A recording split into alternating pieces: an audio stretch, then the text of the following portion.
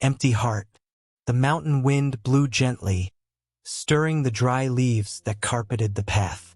The sun, hiding behind the clouds, barely lit the valley. There, amid that silent landscape, a man walked with weary steps.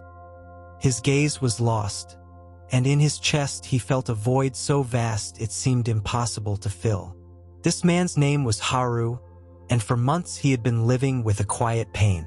He had lost someone very dear, and ever since, everything that once gave his life meaning seemed to have vanished.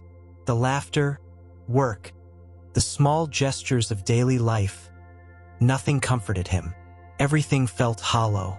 One day, without quite knowing why, his steps led him to the old Zen monastery on the hill.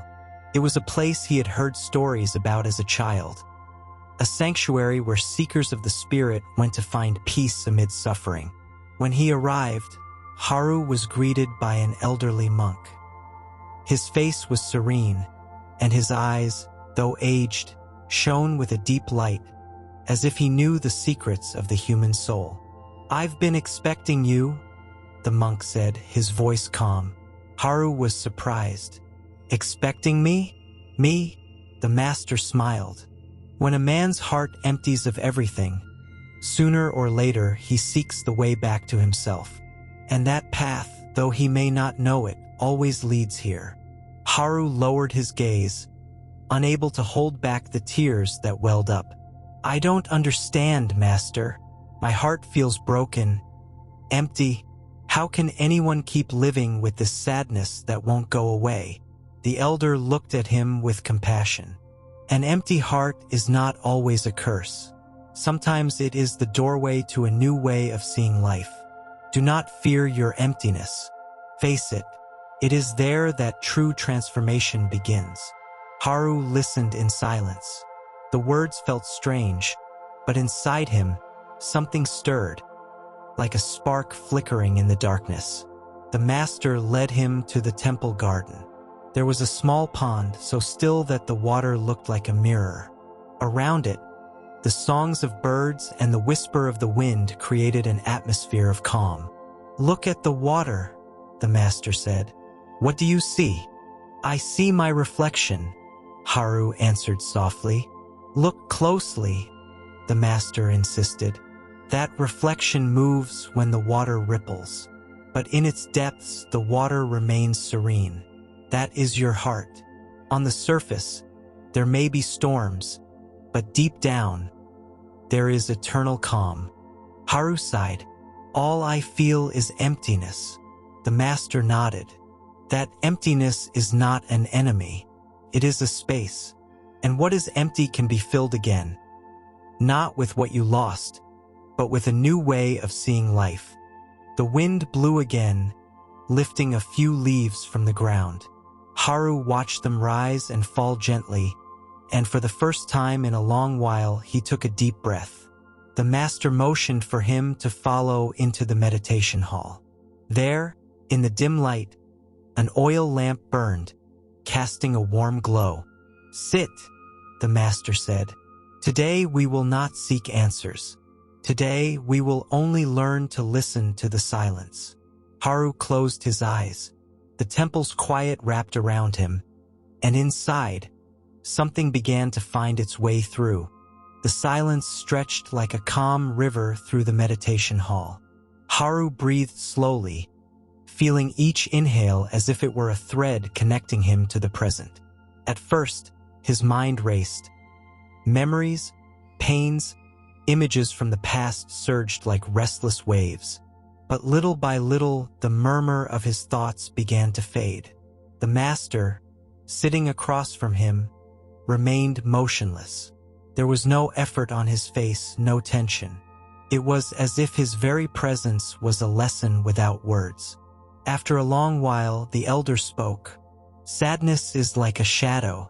You cannot fight it, nor can you run from it. The only way to transform it is to invite it to sit with you and look at it calmly." Haru opened his eyes, confused. "Invite my sadness? But, Master, how can I coexist with something that hurts so much?" The elder smiled gently. Pain becomes suffering when we reject it. If you deny your sadness, it will strike harder. But if you accept it as a guest to whom you offer tea, you will see that it is not eternal. It will come, sit with you, and then it will leave. Haru felt the words pierce his heart. He remembered the nights he had fought against his memories, trying to bury them, running from them without success. He had run in circles, unaware that perhaps the answer was simply to stop and listen. The master guided him back to the garden. There, beneath a cherry tree bare from winter, stood a stone bench. They both sat. "Look at this tree," the elder said, pointing to the empty branches. "Now it seems dead, without leaves, without flowers. Would you say it has no life?" "No," Haru replied after a moment. "I know that when spring comes, it will bloom again." The master nodded slightly. "So it is with the heart. In life's winters, it may seem empty, without strength, without joy. But within that emptiness lies the seed of the next spring. What is sadness today can become wisdom and compassion tomorrow." Haru gazed at the bare branches. A cold breeze passed through them, yet in his mind, he could picture the green buds that would one day appear. For the first time, he thought that perhaps his emptiness was not the end, but a space waiting to be transformed. "Master," Haru said, his voice a faint thread, "how can I fill this emptiness without falling into despair?" The elder closed his eyes for a moment before answering. "Do not try to fill it immediately. Learn only to inhabit it. Stay in your emptiness as one stays in a quiet room. Slowly, you will discover it is not as empty as you think. There, you will find your own strength, an understanding of the pain of others, and, over time, a peace that depends on nothing outside yourself." The words hung in the air. Haru did not respond, but in his chest, where once there had been only a dark void, there now glimmered a faint light, as if a tiny lamp had just been lit in the middle of the night. In the days that followed, Haru decided to stay at the monastery. Each morning, he woke to the sound of the bell, joined the monks in silence, and sat to meditate by the pond. At first, his mind remained restless. Painful thoughts chased him, images from the past returned with force, and the weight of absence felt unbearable. But the master had given him a simple instruction. When the pain appears, do not reject it. Breathe with it. Simply observe it, as one watches a cloud pass across the sky. Haru began to do just that, and with each practice, he discovered something surprising. His tears were no longer enemies. Sometimes, as he breathed, he let them roll down his cheeks without resistance. And instead of feeling as if he were sinking, he sensed a new lightness, as if the tears themselves were water slowly cleansing his heart. One afternoon, while walking through the garden, Haru saw a young monk watering the plants. The water fell onto the dry earth, and within minutes, the dark soil revealed a hidden green. The master, walking beside him, whispered, "Sadness is like that dry earth.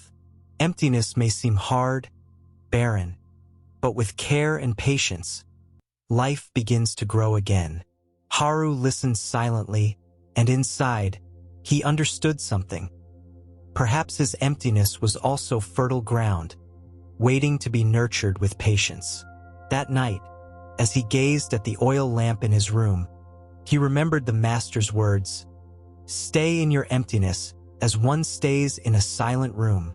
And in that silence, he discovered that sadness carried a hidden message. It reminded him of the value of what was lost and opened his heart to the fragility of life. In that moment, Haru thought, perhaps my emptiness is not a punishment. Perhaps it is a reminder to live more deeply. The master, noticing his reflection, approached and said, "An empty heart is not broken, Haru. It is open. And an open heart, though it hurts, is always ready to receive the light. The words sank into him like seeds in moist soil. For the first time in a long while, Haru felt that his sadness did not define him. It transformed him. The sunrise on the mountain was cold and silent. A light mist covered the valley, and the monastery bells echoed like a distant embrace that wrapped everything. Haru rose early, before the other monks. He felt the icy air on his face, and for the first time in a long while, it did not bother him. He accepted it just as it was. He walked to the pond.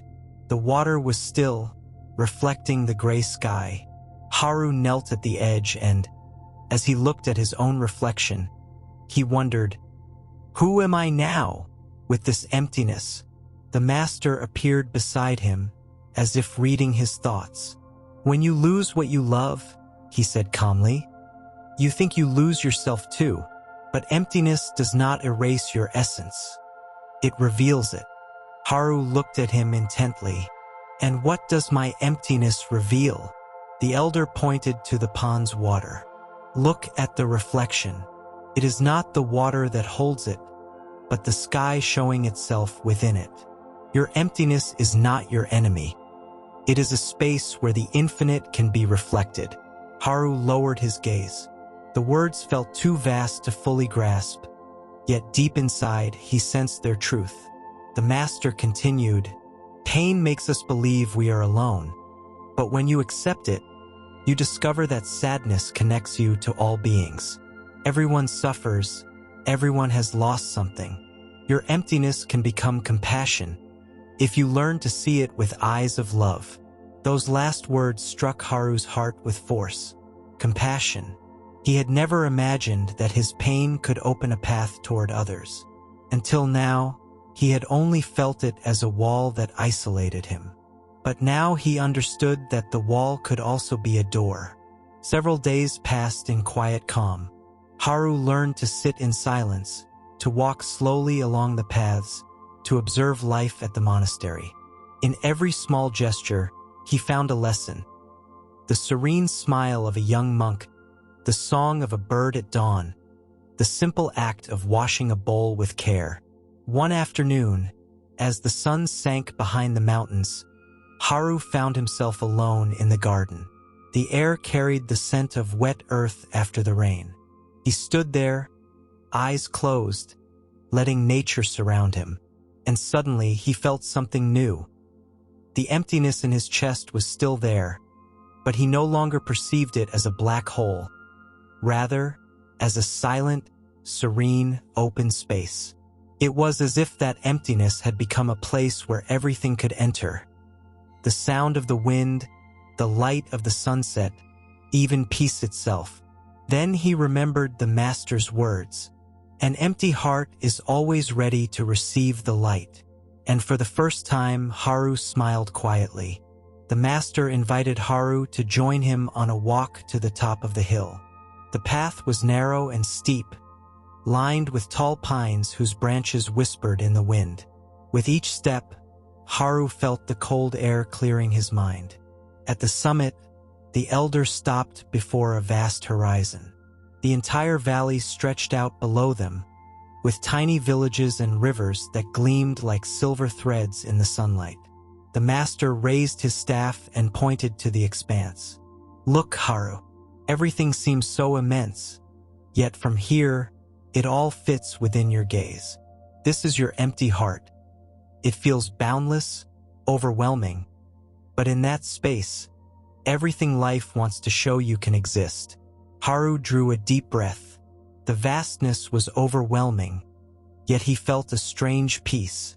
The emptiness that had once tormented him now resembled that horizon.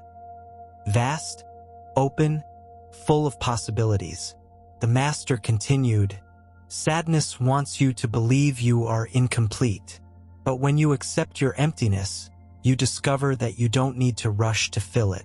You only need to let the wind, the light, and time inhabit it. Then what once seemed like loneliness becomes freedom." Haru remained silent. A memory arose within him.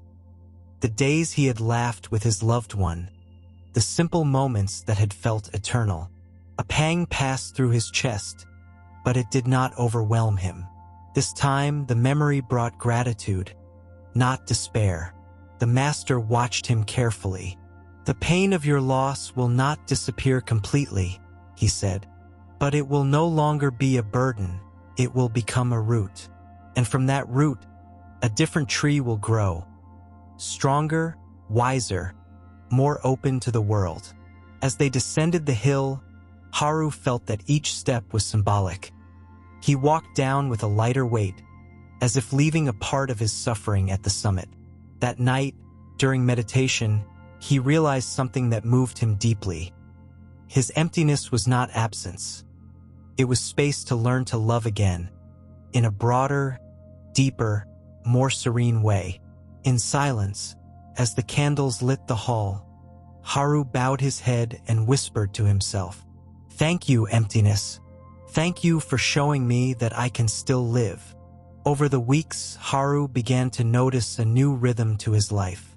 Instead of fighting the emptiness in his heart, he learned to walk alongside it, like walking beside a shadow under the sun.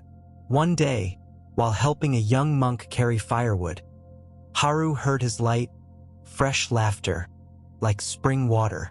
Suddenly, he realized it had been a long time since he had smiled at someone else's joy. That small spark moved him. His empty heart had made room for another's laughter, and instead of feeling invaded, he felt enriched. As evening fell, he sought out the master and said, "I'm beginning to understand. My emptiness doesn't hurt like it used to. Now it feels like a space where joy and gratitude can also fit." The elder nodded slowly. "That's right. When you stop resisting, emptiness becomes an open bowl. And an empty bowl is the only thing that can receive." Haru pondered that image. For a long time, he had tried to fill his emptiness with memories, broken illusions, and desperate attempts to reclaim what was lost. Everything he poured in broke like water spilled into a cracked basket. Now he understood. What mattered was not rushing to fill it, but learning to hold it, to care for it, and to let it be filled with whatever life brings. One night, while meditating under the starry sky, Haru realized that sadness no longer defined him. It was still there, like a distant echo, but in his heart another melody had arisen, calm. He remembered the master saying, "What seems empty is, in truth, the purest form of fullness." Haru smiled quietly. The night wind brushed his face, and inside, he felt that his emptiness had become a vast space where even the stars could shine. One morning, the master called Haru and led him to the old wooden bridge that crossed the river near the monastery. The water ran clear, gently striking the rocks, creating an endless song that filled the air with freshness. "Look at this river," the master said. "It never stops flowing. It doesn't cling to the water that has passed, nor does it worry about the water yet to come. It simply follows its course, always open, always empty of what it has just left behind." Haru watched the current. He felt those words reflected his own life. He had tried to hold on to what was lost, resist change, cling to what had been. But like the river, he needed to learn to let go, to flow. "So, master," he asked humbly, "the secret is in letting go?" The elder smiled. "It's not just about letting go, Haru. It's about letting be. The river does not release by force. It simply follows its path. The empty heart learns to live this way, without clinging, without rejecting, just letting life flow in and out, like the water." Haru closed his eyes and breathed deeply. The river's murmur surrounded him, and in that sound he understood that his sadness, though deep, did not have to be a prison. It could become a silent teacher, showing him, moment by moment, the beauty of the ephemeral. On the way back to the monastery, Haru observed everything with a new clarity. The wildflowers growing between the stones, the distant caw of a crow, even the creak of the wood beneath his steps. Everything seemed to hold a hidden lesson.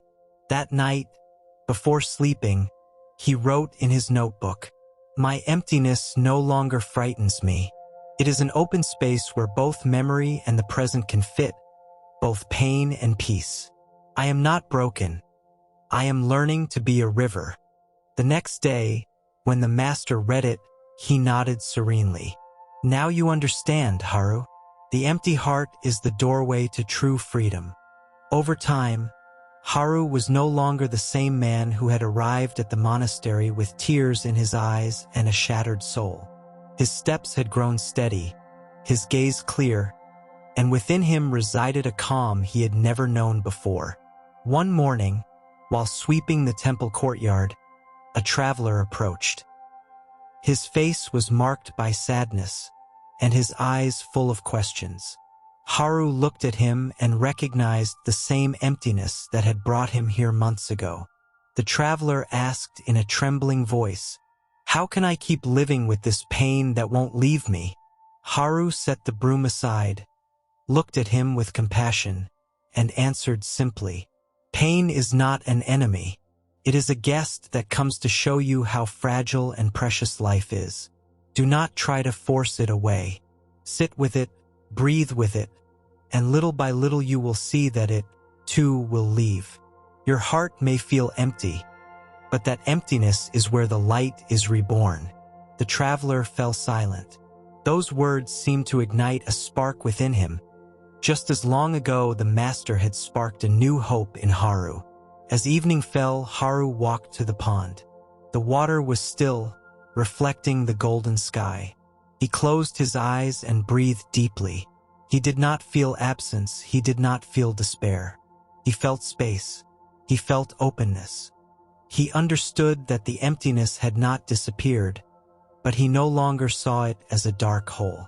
Now he perceived it as a vast inner sky, open and infinite, where sadness, joy, love, gratitude, and peace could all reside.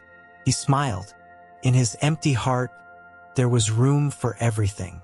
And so, as the monastery bells announced the night, Haru finally understood his master's teaching. An empty heart is not broken. It is awake.